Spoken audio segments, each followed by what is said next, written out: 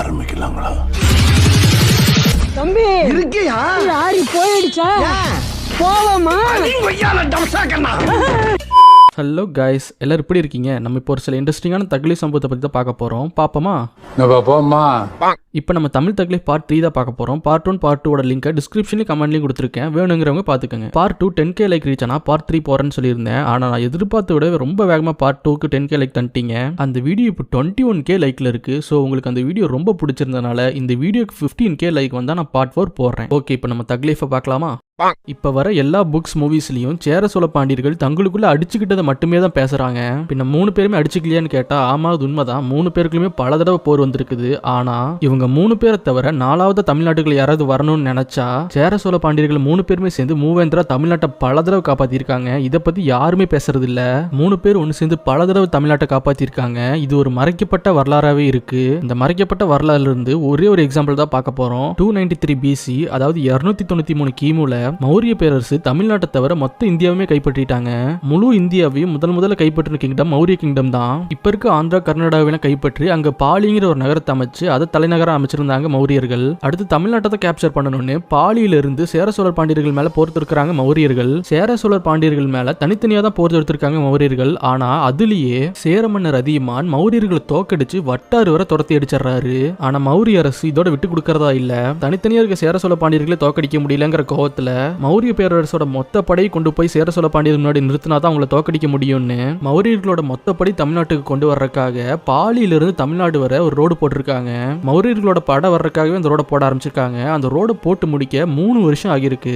இது எல்லாத்தையும் தெரிஞ்சுக்கிட்ட சேர சோழ பாண்டியர்கள் நீங்க என்னடா இங்க மேல போர் தொடுக்கிறதுன்னு சேர சோழ பாண்டியர்கள் 3 பேருமே ஒன்னு சேர்ந்து மூவேந்திரா மௌரிய பேரரசு மேல போர் தொடுத்தாங்க.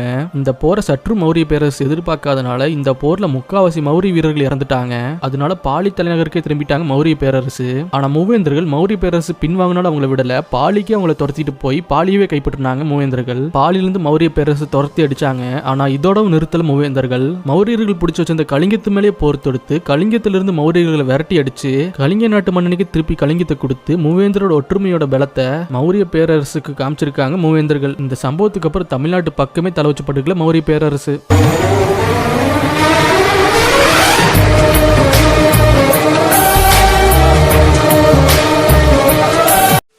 இப்போ நம்ம பார்க்க போகிற தக்லீஃபை நம்ம சேனலில் ஏற்கனவே பல மாதத்துக்கு முன்னாடி ஒரு தடவை பார்த்துருக்கோம். ஆனால் இவரை பற்றி பார்க்கும்போது இந்த தக்லீஃபை மிஸ் பண்ணவே முடியாது. வேற யாரும் இல்லை, பச்சை தமிழ்னு எல்லாருனாலும் செல்லம் அழைக்கப்படுற காமராஜரை பற்றி தான் பார்க்க போகிறோம். 1962 நடந்த இந்தியா vs சைனா வாரில் இந்தியா சைனா கிட்ட தோத்துரும். அப்போ காமராஜர் அப்போ பிரைம் மினிஸ்டர் அந்த நேரு கிட்ட இதை பற்றி கேட்டிருக்காரு, எதனால இந்தியா சைனா கிட்ட தோத்துதுன்னு. அதுக்கு நேரு சைனா கிட்ட இருக்க மாதிரி நவீனமான ஆயுதம் நம்ம கிட்ட இல்லை, ஸோ அதனால தான் நம்ம தோத்துட்டோம்னு சொல்லியிருக்காரு காமராஜர் கிட்ட. அதுக்கு உடனே காமராஜர் பின்ன அதை வாங்க வேண்டியதானு நேரு கிட்ட சொல்லியிருக்காரு. அதுக்கு நேருவும் ஆயுதமெல்லாம் அமெரிக்காட்ட சொல்லி ரெடி பண்ணியாச்சு. ஆனா அமெரிக்கா சட்டப்படி ஆயுதங்கள் அங்கிருந்து இங்க கொண்டு வர ஏதாவது ஒரு அமெரிக்க வங்கி நமக்கு கேரண்டி சைன் போடணும். ஆனா எந்த அமெரிக்க வங்கியும் நமக்காக கேரண்டி சைன் போட முன் வரலன்னு சொல்லி காமராஜர் கிட்ட சொல்லியிருக்காரு நேரு. எவ்வளவு முயற்சி பண்ணியுமே எந்த வங்கியுமே நமக்கு கேரண்டி சைன் போட முன் வரலன்னு வருத்தத்தோட சொல்லியிருக்காரு நேரு காமராஜர் கிட்ட. இதை கேட்ட காமராஜர் அவன் கடை எதுவும் இங்க இருக்கான்னு கேட்டிருக்காரு. அதாவது அமெரிக்கன் பேங்க் எதுவும் இங்க இருக்கான்னு கேட்டிருக்காரு. ஆமா, அமெரிக்கன் எக்ஸ்பிரஸ் ஒரு பேங்க் இங்க இருக்குன்னு சொல்லியிருக்காரு நேரு. காமராஜர் உடனே அவன் கடை மூடிட்டு நம்ம நாட்டை விட்டு கிளம்ப சொல்லுங்கன்னு சொல்லியிருக்காரு நேரு கிட்ட. உடனே நேரு அமெரிக்க வங்கி மூட சொன்னா நமக்கு எதுவும் பிரச்சனை வருமேன்னு காமராஜர் கிட்ட சொல்ல, அதுக்கு காமராஜர் நமக்கு பயன்படாத யாரும் நம்ம நாட்டில் கடன் நடத்த வேண்டாம், அவனை கிளம்ப சொல்லுங்கன்னு சொல்லியிருக்காரு. நேருவும் சரின்னு எக்ஸ்பிரஸ் பேங்கை க்ளோஸ் பண்ண உத்தரவு போட்டிருக்காரு. இதை பார்த்து எக்ஸ்பிரஸ் பேங்க் அவங்களா முன் வந்து கேரண்டி சைனை போட்டு கொடுத்துருக்காங்க. அதுக்கப்புறம் அமெரிக்கால இருந்து இந்தியாவுக்கு ஆயுதங்கள்லாம் வந்திருக்கு.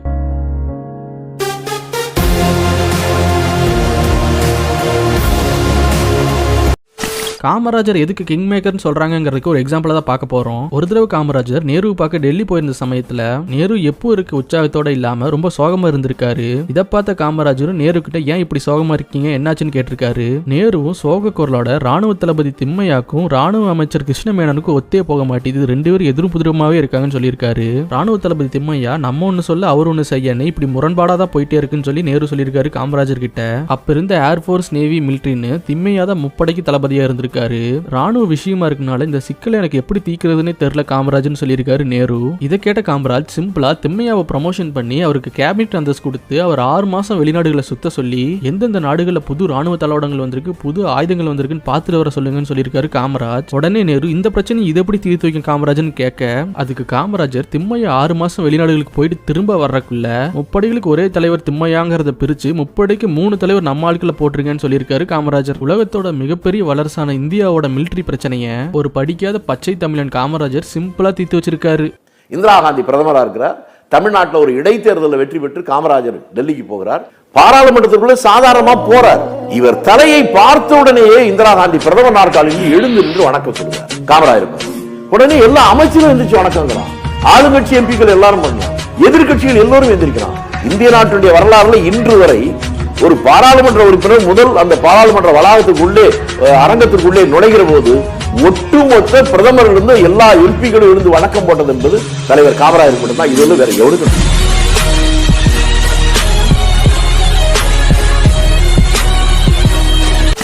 தமிழுக்கு தக்லீஃப் போட்டு இவர் இல்லாமையா வாய்ப்பே இல்லை. 2012 நடந்த சைமா அவார்ட்ஸ்ல ஒரு இன்ட்ரெஸ்டிங்கான சம்பவம் நடந்தது. என்னன்னா சைமா அவார்ட்ஸ்ங்கிறது இந்தியாவிலேருந்து எல்லா ஸ்டேட்ல இருந்து ஆக்டர்ஸும் போவாங்க. ஸோ அவங்க எல்லாத்துக்கும் புரியுற மாதிரி காமனா இங்கிலீஷ்ல பேசணும். ஆனா அந்த ஃபங்க்ஷன் ஆரம்பிச்சதுலேருந்து எல்லாமே ஹிந்தியில தான் பேசிட்டு இருந்தாங்க. இது ரொம்ப நேரமா நோட் பண்ணிட்டு இருந்த இசை புயல் ஏஆர் ரஹ்மான் அப்ப அவர் ஒரு அவார்ட் கொடுக்க ஸ்டேஜுக்கு கூப்பிடுவாங்க. அவரும் மேல போய் இதாண்டா சான்ஸ்னு என்ன பண்ணாரு நீங்களே பாருங்க. And the winner is sir.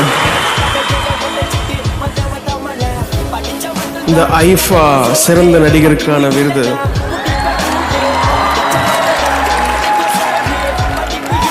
Ranbir Kapoor அவர்களுக்கு.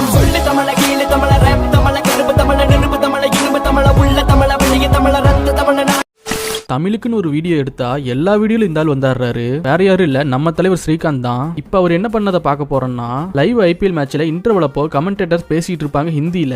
அப்ப அவங்க ரொம்ப நேரமா ஹிந்தியில பேசிட்டு இருப்பாங்க. பேசி முடிச்சதும் ஸ்ரீகாந்த் அவங்க கிட்ட இவ்வளவு நேரம் பேசினது அப்படியே ஒரு தடவை இங்கிலீஷ்ல சொல்லிருங்க, அப்பதான் எல்லாத்துக்கும் புரியும்னு சொல்லுவாரு. அதுக்கு அந்த கமெண்டேட்டர் ஸ்ரீகாந்தை பார்த்து 99% ஆனவங்களுக்கு ஹிந்தி புரியும், ஆனா அவங்களுக்கு இங்கிலீஷ் புரியாது, ஏன்னா ஹிந்தி இந்தியன் லாங்குவேஜ், சோ ஹிந்தியில தான் பேசணும்னு சொல்லுவாரு. அதுக்கு ஸ்ரீகாந்த் எப்படி அவருக்கு லைவ்ல ரிப்ளை கொடுத்திருப்பாரு நீங்களே பாருங்க.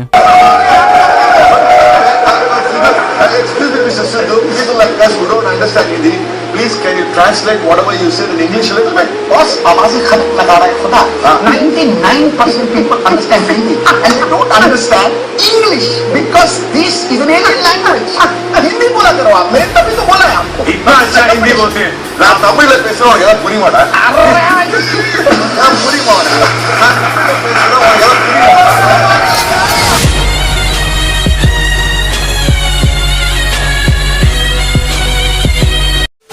வருஷம் வருஷம் தமிழ்நாட்டில் காவேரி பிரச்சனை வந்துட்டு தான் இருக்குது. ஆனால் இந்தியாவில் இருக்க வேற எந்த ஸ்டேட்லையுமே தமிழர்கள் எங்களுக்கு இதை தரலன்னு சொல்லி தமிழர்களுக்கு எதிராக ஒரு போராட்டம் நடந்த ஒரு ரெக்கார்டு கூட இல்லை. ஒரு பிரஸ் மீட்ல சிம்பு கிட்ட இந்த காவேரி பிரச்சனையை பற்றி கேட்பாங்க. அவங்க நமக்கு தண்ணி தரதே இல்லை, நம்ம வருஷம் வருஷம் போராடிட்டு இருக்கோம், ஆனால் நம்ம மட்டும் அவங்களுக்கு தொடர்ந்து கரண்ட்டை நெய்வேலியிலிருந்து கொடுத்துட்டே இருக்கோம், எல்லா ஸ்டேட்ஸுக்கும் தொடர்ந்து தடை இல்லாமல் கொடுத்துட்டே இருக்கோம், இதை பற்றி நீங்கள் என்ன நினைக்கிறீங்கன்னு சிம்பு கிட்ட கேட்பாங்க. அதுக்கு சிம்பு சிம்பிளாக தமிழர்களோட கேரக்டர் எக்ஸ்பிளைன் பண்ணியிருப்பாரு, அதை நீங்களே பாருங்க.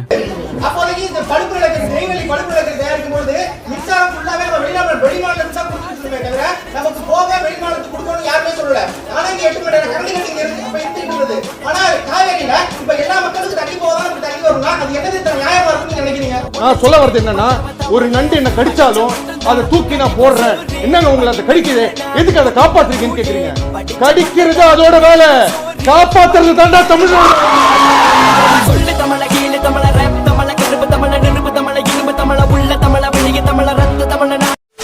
2019 அப்போ நடந்த நாடாளுமன்ற கூட்டத்தில் யூபிஎஸ் சேர்ந்த ஒரு எம்பி இந்தியாவில் இருக்க எல்லா லாங்குவேஜோட தாய்மொழியா சமஸ்கிருதத்தை அறிவிக்கணும்னு சொல்லி ஒரு கோரிக்கை வச்சிருப்பாரு. அதுக்கு அங்கிருந்த நிறைய எம்பிஸும் சப்போர்ட்டும் பண்ணியிருப்பாங்க, யாரும் பெருசா எதிர்த்திருக்க மாட்டாங்க. ஆனா நம்ம தமிழ்நாட்டை சேர்ந்த எம்பி வெங்கடேசன் அவர் சான்ஸ் வரும்போது எப்படி லோக்சபாவே தெரிக்க விட்டாருன்னு நீங்களே பாருங்க. இந்திய மொழிகளுக்கெல்லாம் தாய்மொழியாக சமஸ்கிருதத்தையும் உலக அறிவினுடைய ஆதாரமாக சமஸ்கிருதத்தையும் அவர் முன்வைத்தார். இதற்கு என்ன அறிவியல் ஆதாரம் இருக்கிறது என்ற கேள்வியை நான் இங்கே எழுப்ப விரும்புகிறேன். இது அடிப்படையில் ஆதாரமற்ற ஒரு கருத்து. சமஸ்கிருதத்தினுடைய முதல் கல்வெட்டு ராஜஸ்தானத்தினுடைய அத்திப்பாராவிலும் குஜராத்தில் இருக்கிற ஜுனாகத்திலும் கிடைத்திருக்கிறது.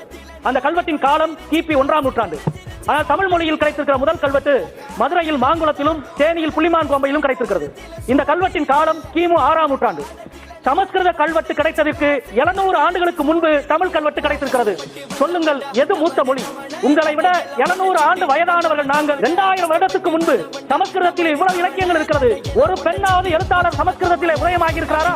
ஒரு பெண் எழுத்தாளர் கூட கிடையாது. ஆனால் 2000 ஆண்டுக்கு முன்பு எழுதப்பட்ட தமிழ் இலக்கியத்தில் ஒருவர் அல்ல, இருவர் அல்ல, 40க்கும் மேற்பட்ட பெண் எழுத்தாளர்களை கொண்ட ஒரே உலக மொழி தமிழ். சொல்லு தமிழ, கீழு தமிழ, ரேப் தமிழ, கருப்பு தமிழ, நெருப்பு தமிழ, இரும்பு தமிழ, உள்ள தமிழ, வெளிய தமிழ.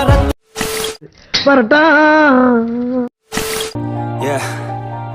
Everybody knows that I'm breaking down. Everybody knows I ain't faking now.